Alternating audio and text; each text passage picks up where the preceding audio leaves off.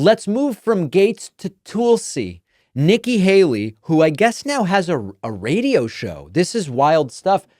Nikki Haley, I guess, has a show on Sirius Radio where she just reads this. I guess the show is her reading a script. I don't know. She is slamming Donald Trump's selection of Tulsi Gabbard to be the director of national intelligence.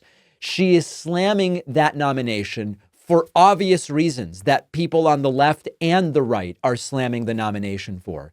She seems to have a long history of siding with Russia, China, Iran, Syria over the United States. Nikki Haley, in this clip I'm going to play, is making a completely fact-based, accurate indictment of why Tulsi Gabbard is such a bad nominee.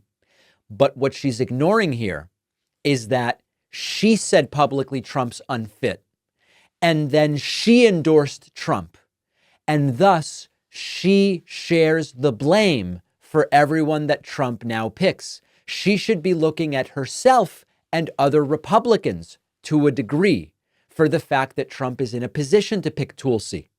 Take a listen to what Nikki Haley had to say. She said that Donald Trump turned the U.S. into Saudi Arabia's prostitute. This is going to be the future head of our national intelligence.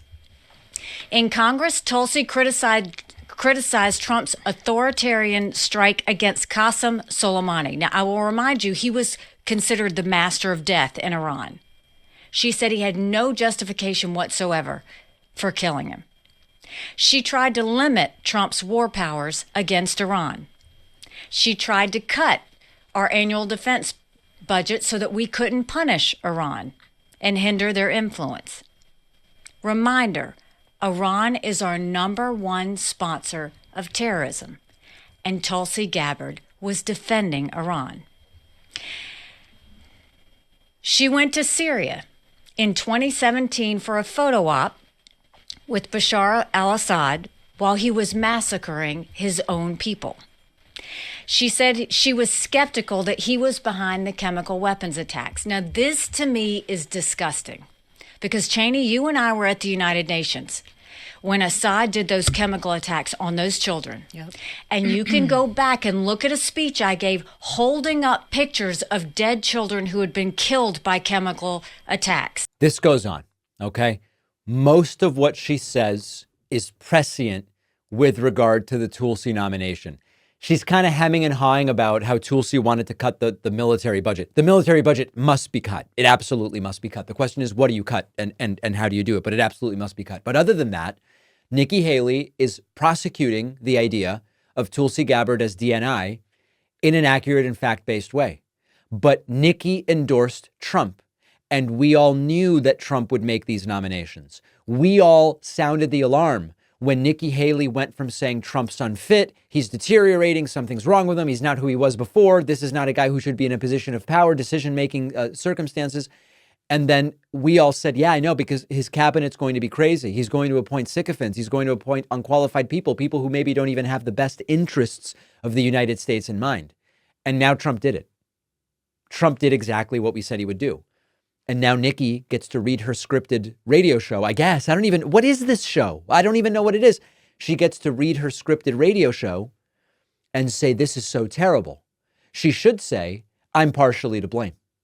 I would actually be able to conjure up a little bit of respect for her if she said, you know, I went back and forth and ultimately I made the decision that this was a better option than Kamala Harris, but maybe I was wrong.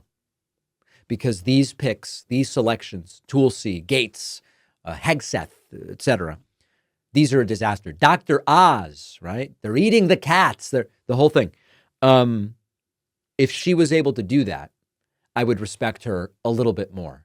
And so a mostly, 95% great analysis of why Tulsi shouldn't be in this position, missing that final 5%, which is saying I and so many of my fellow Republicans are to blame because at the end of the day, we kissed the ring and we endorsed Donald Trump.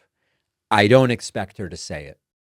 There are two big problems with the cheap plastic disposable razors. 2/3 of people have skin irritation, And then over 2 billion plastic razors enter our landfills in the United States alone. Now, our sponsor, Henson Shaving, solves both problems. With the plastic disposable razors, you have unstable blades wobbling around as you shave, which causes the irritation. It's like if you were cutting something with scissors or a knife and the blade is wiggling. That's what's happening to your face with the cheap razors. So here's the solution. Razors produced by Henson have a blade that extends only 0.0013 inches past the shave plane. And that means no blade movement, more comfort before and after shaving. This is something only Henson can offer because of their precision manufacturing shop that also makes aerospace parts. Plus, the only part that you replace is the blade itself. The razor will last you a lifetime. Better for your wallet, much better for the planet. It's time to say no to subscriptions and yes to a razor that will last you a lifetime. Go to hensonshaving.com/DavidP to pick the razor for you and use code DavidP to get a free shave cream with your razor. Just remember to add the shave cream to your cart. The link is in the description.